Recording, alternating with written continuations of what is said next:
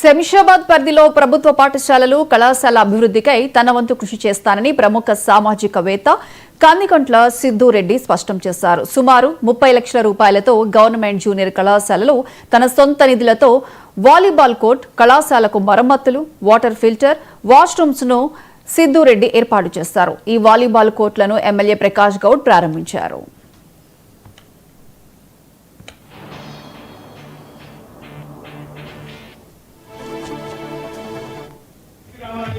ఈ ప్రోగ్రామ్ ఏంటంటే government college Shamshabad, junior college Shamshabad.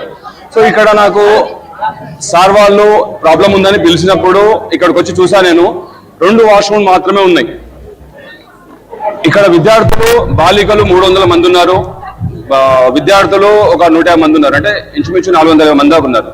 So ఈ 450 మందికి వాష్రూమ్లు 2 మాత్రమే ఉన్నాయి. సో ఇది చూసినప్పుడు నాకు చాలా బాధ అనిపించింది. సో అక్కడ ఈ 2 వాష్రూమ్లు కాదు, వీళ్ళకి ఎన్ని కావాలో అన్ని, అంటే ఇంచుమించు ఒక 15-20 వాష్రూమ్లు కట్టించడం జరిగింది.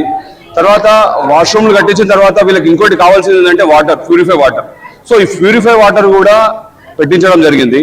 ఈ 2 కాకుండా చదువు అంటే చదువుకునే పిల్లలు చదువుకటే మాత్రమే కాదు, చదువుతో పాటు స్పోర్ట్స్ ఉంటే వాళ్ళు చాలా ఎదుగుతారు, వాళ్ళు వృద్ధిలోకి వస్తారు, వాళ్ళ హెల్త్ బాగుంటుందని చెప్పేసి ఒక బాస్కెట్బాల్ గ్రౌండ్ కట్టించడం జరిగింది.